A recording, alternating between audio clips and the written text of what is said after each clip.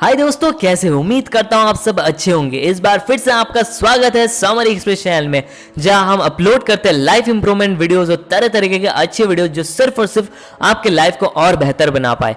आज का वीडियो बिल्कुल अलग होने जा रहा है और ये वीडियो आपकी जिंदगी के लिए बहुत ही ज्यादा हेल्पफुल होने वाली है। अगर आपने इस वीडियो में एक भी पॉइंट मिस करे तो बहुत कुछ मिस कर जाओगे इस वीडियो से, तो अंत तक पूरा देखिए इस वीडियो को।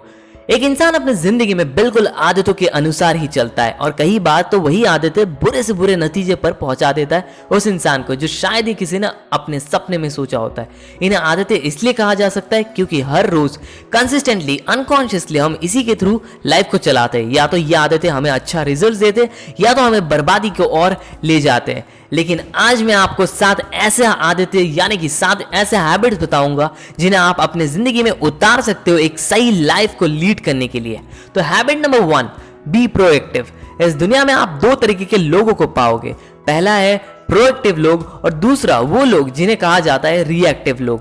प्रोएक्टिव लोग वो लोग होते हैं जो रिस्पॉन्सिबिलिटी लेते, वो ना तो ब्लेम करते सर्कमस्टांसेस को, कंडीशंस को, और ना ही दूसरे लोगों को। उनके बिहेवियर से एक झटके में आप पता लगा सकते हो कि जो भी आज उनके लाइफ में कॉन्सिक्वेंस है वो उनके लिए हुए कॉन्शियस डिसीजन की वजह से है। दूसरी तरफ देखो तो रिएक्टिव लोग अपने फिजिकल एनवायरनमेंट से जल्दी अफेक्टेड हो जाते हैं। अगर वेदर अच्छा हो तो उन्हें बहुत अच्छा लगने लगता है। अगर गलती से भी मौसम बिगड़ जाए तो वो काम पर ही नहीं जाते और वो उनके खुद के परफॉर्मेंस को खुद खो देते हैं। अगर देखा जाए तो प्रोएक्टिव लोगों को किसी चीज से उतना फर्क नहीं पड़ता, जहां रिएक्टिव लोग को अगर किसी ने अच्छा से ट्रीट नहीं किया हो तो वो बहुत ही जल्द डिफेंसिव या उन्हें बुरा लगने लग जाता है, जिससे उनका वर्क फ्लो भी बिगड़ जाता है। कहा जाता है it's not what happens to us but our response to what happens to us that hurts us. तो ये नहीं है कि हमारे साथ क्या होता है, लेकिन हमारे साथ जो होता है उस पर हम कैसे और किस तरह से रिस्पॉन्ड करते हैं उससे हम दुखी। अगर काटने वाले जहरीले सांप का पीछा करेंगे तो तब तक पूरे सिस्टम में ही जहर फैल जाएगा। आप अगर सोचो कि जहर को कैसे बाहर निकाला जाए तो आप लाख गुना बेहतर सोच रहे हो इसके मुकाबले कि सांप को कैसे पकड़ा जाए। प्रोएक्टिव लोग जो अपने अंदर तक ही जानते हो और मानते भी है कि मुझे अगर जॉब नहीं मिल रहा तो शायद मैं ज्यादा मेहनत नहीं कर रहा, इसलिए शायद एग्जाम क्रैक नहीं हो पा रहे। वही दूसरी तरफ रिएक्टिव लोग एग्जाम मार्किंग पैटर्न को कोसते हुए नजर आएंगे। प्रोएक्टिव लोग प्रॉब्लम के सॉल्यूशन ढूंढने में बिजी रहते हैं और अपने क्रिएटिव वर्क को ज्यादा इंपॉर्टेंस देते हैं, जहां रिएक्टिव लोग प्रॉब्लम्स के साथ उलझ कर रह जाते हैं। प्रोएक्टिव लोग कहते हैं अपने आप से मैं खुद अपने फीलिंग्स को कंट्रोल करता हूं, मैं खुद अपने रिस्पॉन्स को चुनता हूं। वो छोटे से छोटे कदम भी लेकर अपने कमिटमेंट्स को पूरा करते हैं। तो इस हैबिट से हमें यह पता चलता है कि be proactive. Habit number 2, begin with the and in mind. अभी एक चीज इमेजिन करो कि आप एक फ्यूनरल में जा रहे हो और ये जो फ्यूनरल है बाकी फ्यूनरल से बिल्कुल अलग है। जैसे ही आप वहां जाते हो तो वहां आपको कॉफिन पे आपका खुद का चेहरा नजर आता है, मतलब वो आपका फ्यूनरल होता है। तो क्या लगता है आपको वहां पे जो भी लोग होंगे, आपके फ्रेंड्स, फैमिली, रिलेटिव्स, उनको आपके जाने के बाद क्या बोलना चाहिए आपके बारे में? With the and in mind का मतलब है कि जो अंत में आप उनसे सुनना चाहते हो क्या वही आप एक्चुअल में आज के डेट में कर भी रहे हो? अगर आप सुनना चाहते हो उनके मुंह से कितना अच्छा इंसान था यार वो, तो क्या सच में आज आप अच्छे इंसान एक्चुअल में हो? अगर आप सुनना चाहते हो कितना सपोर्टिव था वो, तो क्या आज आप लोगों को सपोर्ट करते हो? अगर आप सुनना चाहते हो कितना मेहनती था वो, तो क्या आज आप सच में मेहनत कर रहे हो? और अगर आप ये भी सुनना चाहते हो कितना अच्छा दोस्त था, तो क्या वाकई में अच्छी दोस्ती निभा रहे हो? Begin with the and in mind का मतलब भी यही है कि आपको पहले पूरी अंडरस्टैंडिंग है कहां पहुंचना चाहते हो। कहा गया है कोई भी चीज 2 बार बनता है, पहले खुद के माइंड में और फिर एक्चुअल टास्क में। आप खुद देख लीजिए, आपको अगर घर का कंस्ट्रक्शन शुरू करवाना है पहले आप बढ़िया तरीके से प्लानिंग करते हो, कहाँ पे डाइनिंग हॉल होना चाहिए, कहाँ पे आपका फैमिली रूम होना चाहिए, किचन कहाँ होना चाहिए। आप बजट तय करते हो और भी कई तरीके के डिसीजंस लेते हो और फिर उस आइडिया को ब्लूप्रिंट में उतारते हो। उसके बाद जाकर एक्चुअल में फिजिकल कंस्ट्रक्शन स्टार्ट होता है। तो पहले आपके माइंड में घर बनाते हो, फिर जाकर एक्चुअल घर बनता है। तो किसी काम को शुरू करने से पहले begin with the and in mind. Number 3, put first things first. ध्यान में रहे सबसे इंपॉर्टेंट चीज सबसे पहले करना है। मैं आपको बता दूं हम वैसे 4 तरीकों से स्पेंड करते हैं अपना टाइम, लेकिन ये भी मैं आपको बता दूं किसी भी काम को 2 फैक्टर्स में हम डिफाइन कर सकते हैं। एक है अर्जेंट और दूसरा होता है इंपॉर्टेंट। अर्जेंट का मतलब होता है काम जो आपका अटेंशन मांग रहा है, एंड दूसरा है इंपॉर्टेंट काम, मतलब वो काम जिसका रिजल्ट सच में आपकी जिंदगी में मैटर करता है। अब हम इन क्वाड्रेंट्स को अगर देखें तो कुछ इस तरह से हमारे सामने निकल कर आने वाले। पहला क्वाड्रेंट जो अर्जेंट तो है लेकिन इंपॉर्टेंट भी है। यहाँ जो एक्टिविटी होता है वो मांग रहा है आपसे इमीडिएट अटेंशन। जैसे कि कुछ लोगों को आपने देखा होगा वो लास्ट डेट को जाकर एग्जाम फॉर्म्स भरते हैं या फिर असाइनमेंट कंप्लीट करते हैं और उनका पूरा दिन वही निकल जाता है। क्वाड्रेंट 2 जो अर्जेंट नहीं है मगर इंपॉर्टेंट तो है। इस क्वाड्रेंट को फॉलो करते हुए आपको नजर आएंगे सक्सेसफुल लोग। सक्सेसफुल लोग इस क्वाड्रेंट को बखूबी से निभाते हैं, जैसे कि एक अच्छे रिलेशनशिप को बिल्ड करना या फिर टफ एग्जाम क्लियर करना। ये अर्जेंट तो नहीं है मगर इंपॉर्टेंट जरूर है आपके जिंदगी के लिए। यहाँ पे लॉन्ग टर्म प्लानिंग और प्रिपरेशन करते हैं और एक्शन भी लेते हैं अपने गोल को पूरा करने के लिए। Quadrant number 3 urgent not important. ना तो ये एक्टिविटीज अर्जेंट होते हैं और ना ही इंपॉर्टेंट, जैसे कि इंटरप्शंस, डिस्ट्रैक्शंस, ऐसे काम पर टाइम स्पेंड करना जो लॉन्ग टर्म में आपके गोल तक ले जाने में मदद नहीं कर पाए।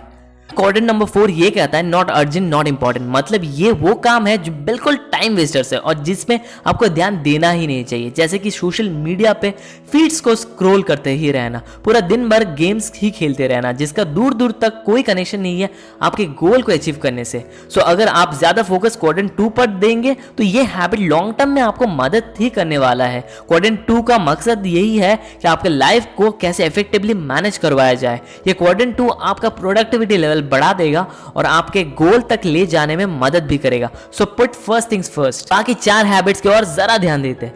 Habit number 4 think win win. ये 4th हैबिट विन विन जो है वो पर्सनली मेरा फेवरेट हैबिट है। थिंक विन विन का मतलब ये है कि आप सामने वाले और खुद के लिए एक ऐसा सिचुएशन सोचो जो दोनों के लिए एट द एंड बेनिफिशियल हो। लेकिन लोग लाइफ का गेम में ये सोचते हैं अगर मैं जीतूं तो उसे हारना पड़ेगा, जिसे कहा जाता है एक विन लूज मेंटेलिटी। लेकिन अगर आप विन विन अप्रोच को देखो तो ये अप्रोच दोनों पार्टीज को मदद करते हैं। जैसे आपने देखा होगा कई सारे कंपनीज अपने एफिलिएट प्रोग्राम्स चलाते हैं जहां कोई इंसान उस कंपनी का प्रोडक्ट सेल करके दे रहा होता है और बदले में उसको कुछ परसेंटेज ऑफ कमीशन मिल जाता है। तो यहाँ कंपनी ने एक विन विन सिचुएशन क्रिएट किया। ये विन विन मेंटेलिटी आपको अपनाना चाहिए जो कि सक्सेसफुल लोग अपने हैबिट में हमेशा शामिल रखते हैं। ऐसे लोगों के पास अबंडेंस मेंटेलिटी देखा जाता है जो सोचते हैं कि हर किसी के लिए इस दुनिया में बहुत कुछ है। Habit number 5 seek first to understand then to be understood. सुनने की आदत कम और बोलने की आदत ज्यादा मात्रा में इंसान में अक्सर पाया गया है। Seek first to understand then to understood का मतलब है अच्छे से सुनना दूसरे इंसान को। इस हैबिट में आप दूसरे इंसान के जगह पर होकर उनको समझने की कोशिश करते हो, लेकिन अक्सर लोग क्या करने लग जाते हैं, कोई डिलीवरी बॉय अगर 10 मिनट लेट हो जाए तो उस पर भड़कने लग जाते हैं। शायद ये भी हो सकता है ना कि वो ट्रैफिक जैम की वजह से लेट हो चुका था, वो तो सुबह से शायद ही कुछ खाया हो और मुश्किल से वो आप तक सामान पहुंचा रहा होता है। लेकिन हम क्या करते हैं, किसी को अच्छे से सुने बिना ही पहले हम ये सोच में रहते हैं कैसे वो बोलना खत्म करे और हम जवाब दे। तो हम सामने वाले इंसान को सुनते तक नहीं, बस बोल देते। किसी को सुनना और फिर उसके सिचुएशन को समझते हुए जवाब देना, इसको कहते हैं एम्पैथिक लिसनिंग। एम्पैथिक लिसनिंग का मतलब ये नहीं है कि किसी के बातों से फटाफट अग्री कर जाना। एम्पैथिक लिसनिंग का मतलब होता है आप पूरा उस मोमेंट में होकर पूरे दिल से दूसरे इंसान को सुन रहे हो। अगर आप ऐसे इंसान हो जो ये सोचते हो कैसे वो इंसान बात बोलना खत्म करे और मैं अपना शुरू करूं, तो आपको इस हैबिट को रिप्लेस करते हुए एम्पैथिक लिसनिंग को अपनाना चाहिए। Habit number 6 synergise. सिनर्जी का मतलब है तालमेल बनाकर काम करना किसी दूसरे इंसान या फिर एक ग्रुप में जिनका गोल आपसे अलाइंड हो। मान लेते हैं मिस्टर एक्स अपने बिजनेस में अकेले ही काम कर रहा है, तो जरा सोचिए दिन में कितना ज्यादा काम वो कर पाएगा। लेकिन दूसरी तरफ ये सोचिए अगर मिस्टर एक्स ने कुछ पार्टनर्स अपनी कंपनी में ला लिए तो अभी वो सारे मिलकर कितना ज्यादा काम कर पाएंगे, जरा सोचिए। दूसरे इंसान जब आपके साथ मिलकर काम करते हैं तो और बड़े से बड़े और नए से नए सामने बिजनेस अपॉर्चुनिटीज देख पाते हो। जैसे कि कोई भी बड़ी कंपनी में आप देख सकते हो जहां टीम वर्क आपको दिखाई देता है और वहां लोग मिलकर काम कर रहे होते, एक बड़े रिजल्ट को अचीव भी करते। अकेले कंपनी का मालिक अगर सब कुछ करने लग जाए तो क्या कभी कंपनी ग्रो कर सकता है? अगर आप 2 पौधे एक साथ लगाते हो तो उनके जड़ें आपस में मिलते हैं और मिट्टी की क्वालिटी को बढ़ाते हैं। तो यहाँ 1+1 जरूरी नहीं है कि 2 ही हो, =3 भी हो सकते हैं। जब हम किसी के साथ मिलकर काम करते हैं तो उनके डिफरेंस को रिस्पेक्ट करते, उनके स्ट्रेंथ को रिस्पेक्ट करते और कारवा और बिजनेस आगे बढ़ता रहता है। सक्सेसफुल लीडर्स में ये देखा जाता है कि वो सिनर्जाइज तरीके से काम करते हैं। Habit number 7, sharpen the so. अपनी जिंदगी की धार को तेज करो। तो हैबिट नंबर 7 कहता है अपने आप को रेगुलरली अपग्रेड करते हुए जाना। हमारा मैक्सिमम टाइम हमें physical, mental, social and spiritual dimension में स्पेंड करना है ताकि हम जिंदगी की धार को और तेज कर सके। फिजिकल डायमेंशन में टाइम स्पेंड करने का मतलब है हेल्दी मील्स टाइम पे लेना, अपने आप को हाइड्रेटेड रखना, कार्डियो करना, स्ट्रेचिंग करना, प्रॉपर स्लीप लेना, काम के बीच में ब्रेक्स भी लेना। अगर मेंटल डायमेंशन को शार्प करना चाहते हो तो अच्छे बुक्स पढ़ो, पजल्स को सॉल्व करो, समय निकाल के कैसे बेहतरीन ढंग से प्लानिंग करते हुए अपने गोल्स तक पहुंचा जाए इसके बारे में सोचो। Social dimension habit 4th, 5th और 6th हैबिट्स के ऊपर सराउंड करता है। सपोज आपके लिए कोई इंसान है जो काफी इंपॉर्टेंट रोल प्ले करता है आपकी जिंदगी में, शायद आपका बॉस, आपका दोस्त, आपके नीबर, आपका पार्टनर। तो उनके साथ जब आप काम करते हो उनके डिफरेंस को हर रोज आप अप्रिशिएट करो, उनके सक्सेस पे भी आप शामिल हो जाए और खुशी भी होना चाहिए आपको दिल से। सोशल डायमेंशन में टाइम बिताने पर आप विन विन अप्रोच को भी फॉलो कर रहे होते हो। स्पिरिचुअल डायमेंशन का मतलब है प्रेयरफुल मेडिटेशन करना। इसे करने पर आप खुद को और अच्छे से जान पाओगे और अपने जिंदगी के पर्पस को भी अच्छे से जान पाओगे। जब इन 4 चीजों में आप अपना टाइम स्पेंड करने लगते हो तो बाकी 6 हैबिट्स जो हमने पहले डिस्कस किए हुए थे उन हैबिट्स को 7th हैबिट सराउंड कर लेते हैं। तो दोस्तों मैंने ये 7 हैबिट्स आपको from the book the 7 habits of highly effective people से कही है। उम्मीद करता हूं आपको इस बुक की समरी पसंद आई होगी। इस बुक को आप Amazon से जाकर भी खरीद सकते हो। वीडियो के डिस्क्रिप्शन बॉक्स में मैं आपके लिए इस बुक का लिंक डाल दूंगा। वीडियो अच्छा लगा तो लाइक बटन को क्लिक करें, वीडियो को अपने दोस्तों को शेयर करें और अगर ये चैनल आपकी जिंदगी में कुछ वैल्यू ऐड कर रहा हो तो इस चैनल को सब्सक्राइब करना ना भूलें। हमेशा की तरह खुश रहिए, अच्छे रहिए and thanks a lot for watching the video.